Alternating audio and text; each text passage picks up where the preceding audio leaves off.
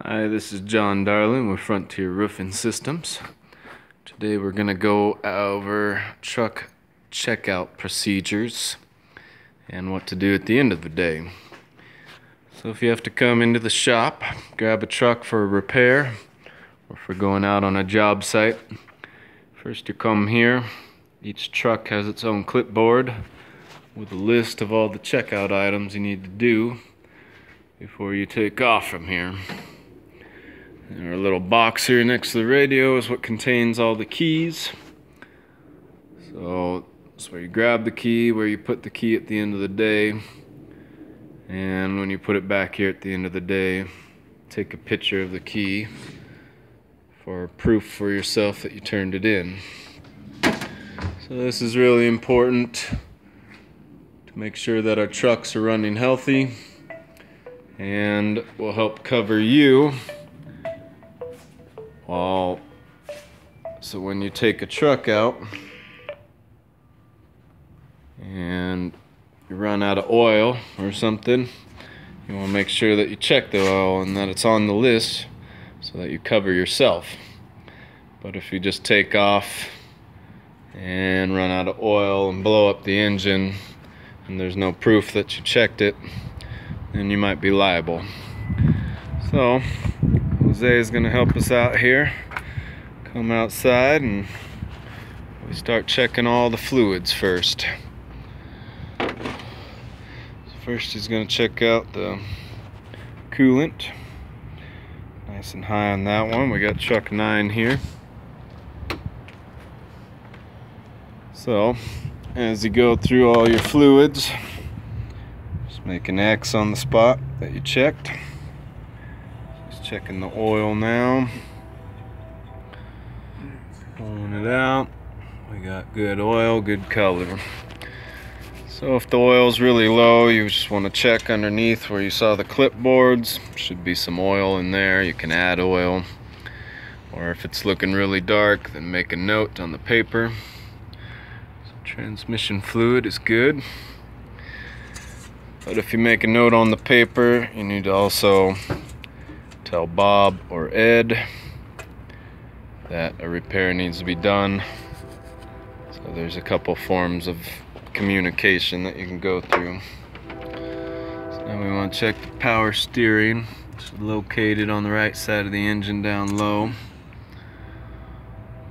A lot of good power steering there. And then you want to check your brake fluid. Obviously really important. Driving down the road without brake fluid. And we got a lot of brake fluid on the side here. There's some minimum lines. You can see through it. And then you also want to check your windshield wiper fluid. It's always good to have that in case it's raining, in case somebody's splashing mud up on you. Can't be without that. So we got some down in there for a good day's work. Alright, so after you've checked everything, you got your date on there, you mark off all the stuff, and we want to go ahead and check the lights. We can close this, turn on the truck. We just want to go through all the light procedures. Turn signals, headlights, hazards,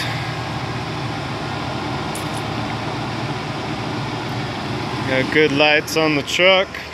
You want to come back here and check the brake lights.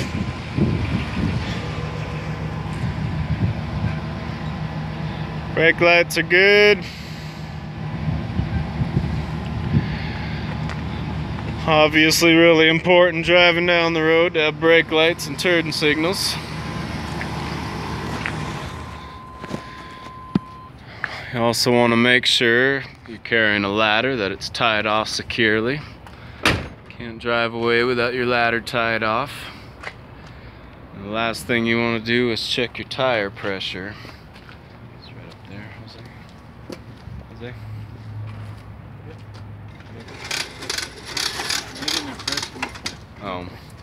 So then we got our air hose reel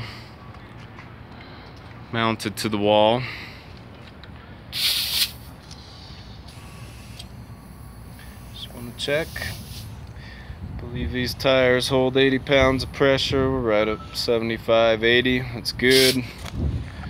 It's also important to not just drive off with flat tires, or else you might be held liable as well. So once you're done checking the tires and everything on your list is good, you're ready to take off. Most of our trucks will have a fire extinguisher and first aid kit in the back of the truck.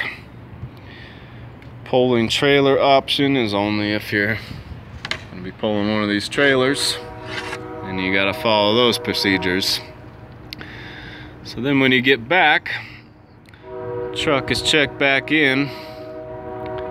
Person will have wrote their name when it's checked out, but when you get back in, you need to clean out the bed of your truck.